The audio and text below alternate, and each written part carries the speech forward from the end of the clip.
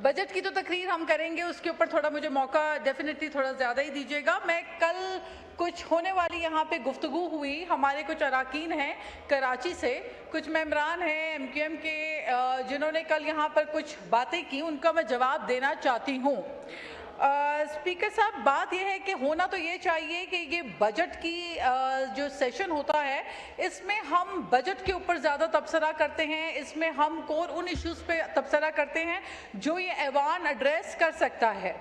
होना तो ये चाहिए था, अगर सिंध का इतना ही दर्द है और कराची का इतना ही दुख है तो फिर होना ये चाहिए था कि पहले दिन जब बजट की तकरीर में पाकिस्तान पीपल्स पार्टी के अरकान 1991 के अकॉर्ड के मुताबिक पानी का हक जो है वो डिमांड कर रहे थे तो उसमें हमारे साथ आके एहतजाज करते, प्रोटेस्ट करते, कहते सिंध को पानी दें, लेकिन वो तो नहीं करना। तो अगर सिर्फ सियासत करनी है, पॉइंट स्कोरिंग करनी है तो चले आइए, आपको अगर ऐसा ही मंजूर है तो ठीक है। तो फिर मुझे ये बता दीजिए, मैं ज़्यादा तो नहीं करूँगी क्योंकि आगे खुद ही उलझे हुए हैं, अपनी उलझनों को खुद ही सुलझा दें तो अच्छा होगा। वो कहते हैं ना कि आप अपनी अदाओं पे ज़रा गौर कीजिए, हम अर्ज़ करेंगे तो शिकायत होगी। तो आजकल तो खुद ही लगे हुए हैं एक दूसरे के ऊपर तनकीद करने में।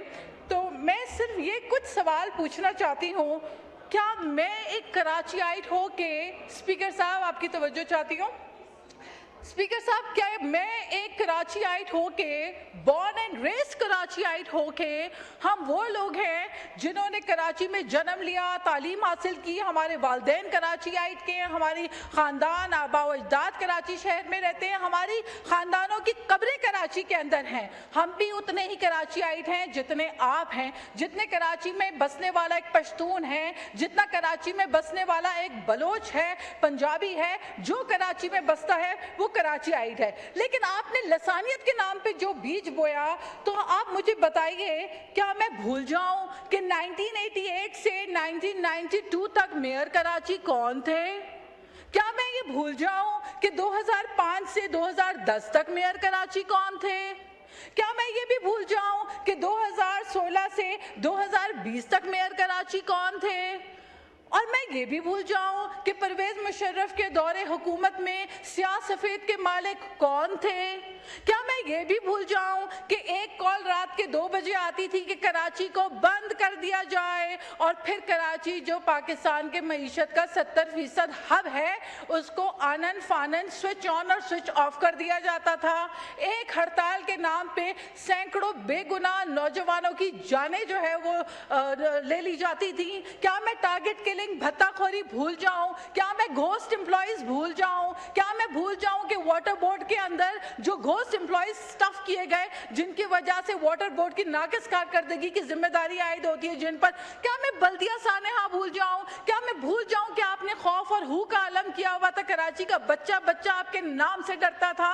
तो आज अगर वो खौफ के बादल छटे हैं, पाकिस्तान पीपल्स पार्टी अमन का गहवारा बना के कराची को सबको साथ लेके चल रही है और हम तो वफाक की उमंग है। हम सिर्फ लसानियत पे बात नहीं करते, हम कराची से लेके गिलगित बल्तिस्तान तक हमारा परचम पाकिस्तान पीपल्स पार्टी का परचम पाकिस्तान के परचम के साथ बुलंद होता है। लिहाजा हमारा मुकाबला जो है वो नहीं है, आप अपने आप में उलझे रहें। ये तो चंद बातें थी, मैंने कहा गोश गुजार करा दूं, शायद भूल गए होंगे। स्पीकर साहब आइए अब हम बजट की तरफ बात करते हैं। तो स्पीकर साहब, बजट जो है वो जब आता है तो आवाम के दिल में एक जुस्तजू होती है और जब हम एज ए पब्लिक पर्सन लोगों में घूमते फिरते हैं तो लोग हमसे सवाल पूछते हैं, क्या ये बजट हमारे लिए रिलीफ लाएगा? क्या इस बजट में हमारे लिए कोई सस्ताई होगी, चीज़ें सस्ती होंगी, महंगाई में कमी होगी? लेकिन स्पीकर साहब, हम उनको एक झूठा दिलासा देते हैं, हम कहते हैं कि जी हालात अच्छे हो जाएंगे।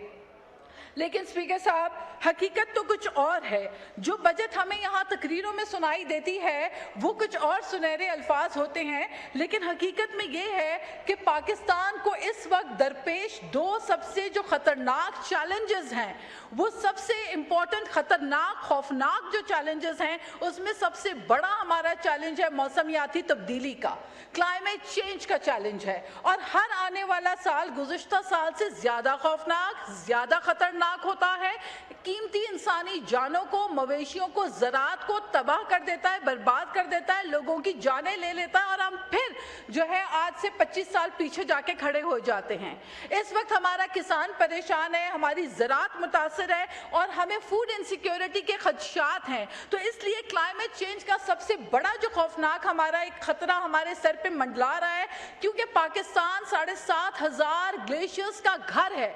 अगर दुनिया में कोई तीसरा पोल होता तो that would have been Pakistan. लेकिन ऐसे में अवाम से जो क्लाइमेट लेवी चार्ज की जाती है स्पीकर साहब, हर पेट्रोल 1 लीटर पेट्रोल के ऊपर जो 2.5 रुपए क्लाइमेट लेवी जो दुनिया में नहीं ली जाती, लेकिन आप आवाम से अगर ले रहे हैं, उस मोटरसाइकिल वाले से जो 1 लीटर पेट्रोल पता नहीं किस तरह से फिल करता है, लेकिन वो भी क्लाइमेट लेवी पे कर रहा है। माय क्वेश्चन इज कि जब अगर हमें ये बताया जाता है कि गुज़श्ता साल 37 बिलियन जो है वो अचीव किए गए हैं क्लाइमेट लेवी की मद में, तो ये पैसा कहाँ गया? ये क्लाइमेट क्राइसिस को कॉम्बैट करने के लिए किस मकसद में इस्तेमाल हो रहा है?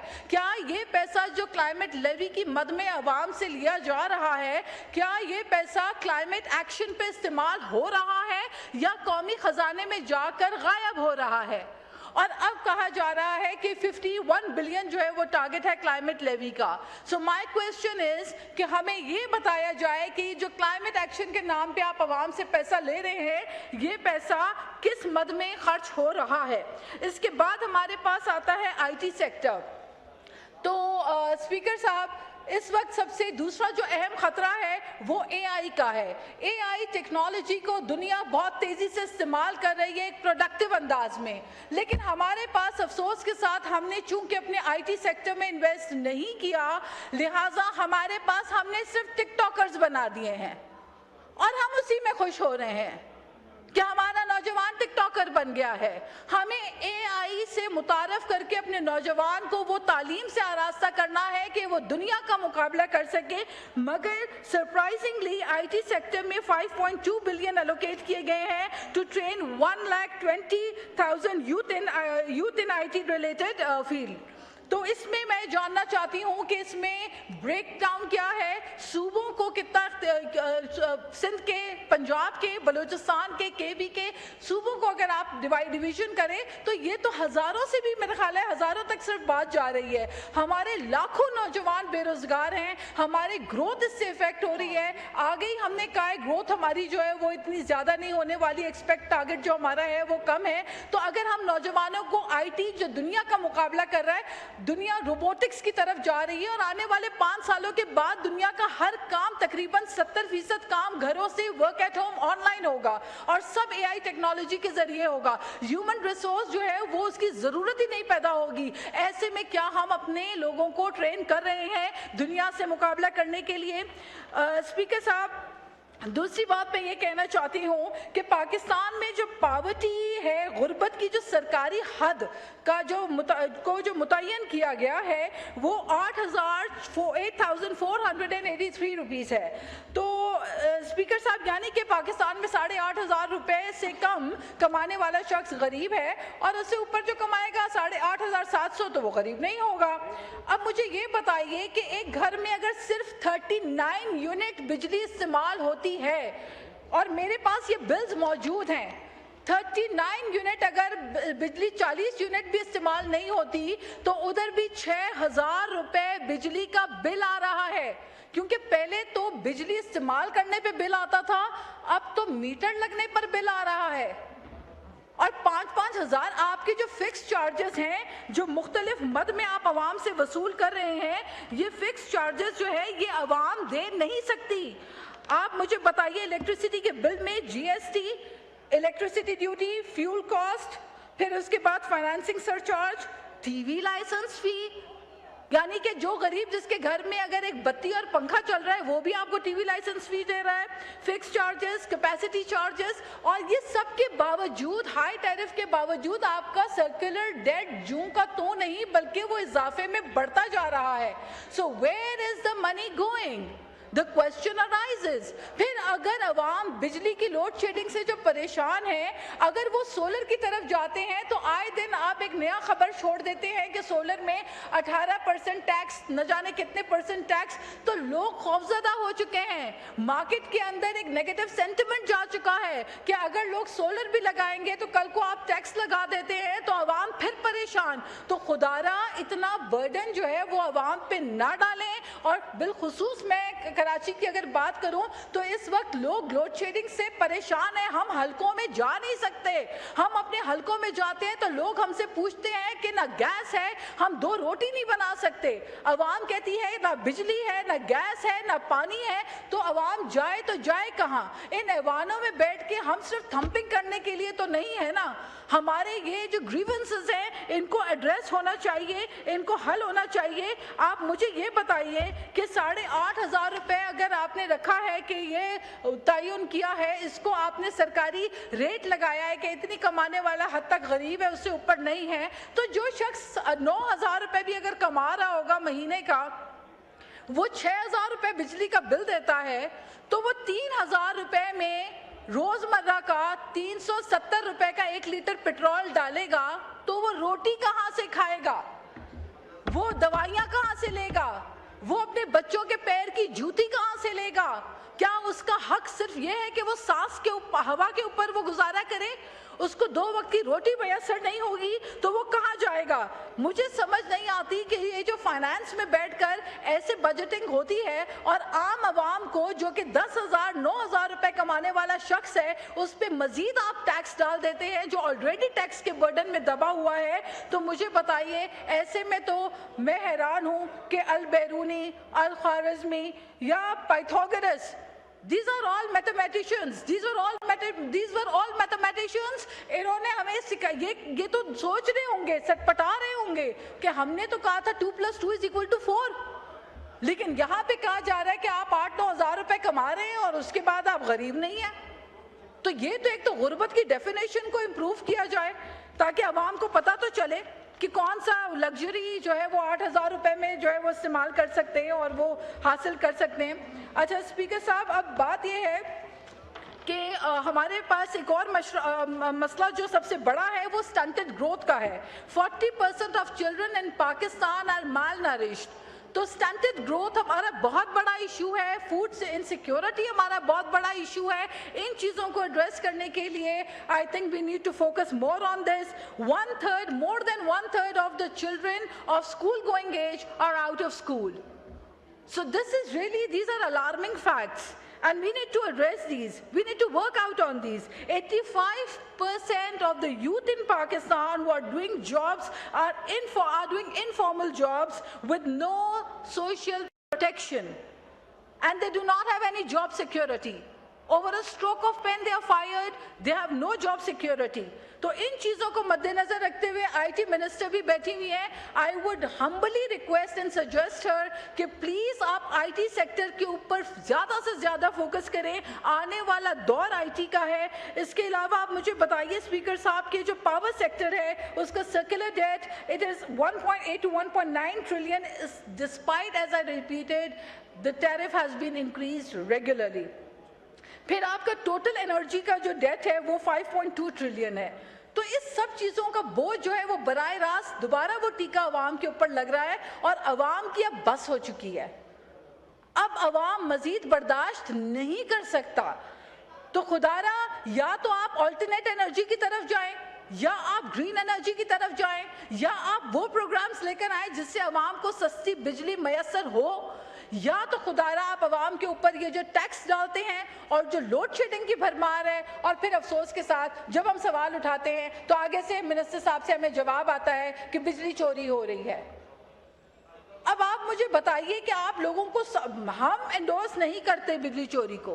हम कहते हैं लाइन लॉसेस रिकवर होने चाहिए, हम कहते हैं कि बिजली का बिल देना चाहिए, लेकिन आवाम को आप कम से कम उसके बारे में तो बिजली का बिल हो।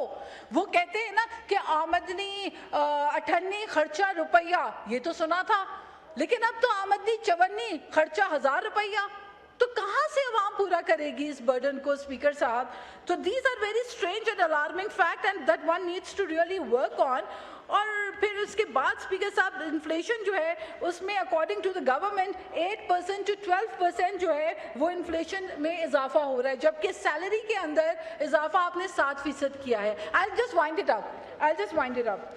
स्पीकर साहब, दो चीज़ें मैं रखना चाहती हूँ गुजारिशात। एक तो ये है कि दोबारा at the cost of repeating, खुदारा लोड शेडिंग में कमी की जाए, लोगों को इस अजाब से, इस मुश्किल से बाहर निकाला जाए। गैस की जो बंदिश है, ये सूबा सिंध जो है ये गैस प्रोड्यूस करता है, बलूचिस्तान गैस प्रोड्यूस करता है, लेकिन लोग लकड़ियों में खाना बनाने पे मजबूर हो गए हैं, लोग सिलेंडर्स परचेज करने पे मजबूर हो गए हैं। ये ख़वातीन के साथ नहीं होना चाहिए, ये हाउस होल्ड्स के साथ नहीं होना चाहिए। स्पीकर साहब, दूसरी एक बात जो है मैं आपके गोशगुजार करना चाहती हूँ कि नेशनल असेंबली का जो स्टाफ है उसको बराए मेहरबानी ऑनरेरियम जो है वो दिया जाए, और जो लिफ्ट ऑपरेटर्स हैं इनको कॉन्ट्रैक्ट पे रखा है और 38,000 रुपीज़ पर मंथ के ऊपर जो यहाँ के लिफ्ट ऑपरेटर्स हैं वो बेचारे कॉन्ट्रैक्ट पे काम कर रहे हैं, जिनको 3-3 माह की तनख्वाह नहीं मिली। आखिर में last but not the least, एक मैं कुछ अल्फाज जो है वो पढ़ना चाह रही हूँ, अगर आप इजाज़त दें। ये फातिमा सुरैया बजिया के अल्फाज हैं और ये मैं जो है ऐवान के गोशगुजार करना चाहती हूँ। फातिमा सुरैया बजिया कहती हैं, सुना है जंगलों का भी कोई दस्तूर होता है, सुना है जंगलों का भी कोई दस्तूर होता है, शेर का पेट भर जाए तो वो हमला नहीं करता, दरख्तों की घनी छाँव में लेट जाता है, सुना है जंगलों का भी कोई दस्तूर होता है, कहीं तूफान आ जाए कोई पुल टूट जाए तो किसी लकड़ी के तख्ते पर सांप, गुलहरी, बकरी और चीता साथ होते हैं, सुना है जंगलों का भी कोई दस्तूर होता है। शुक्रिया।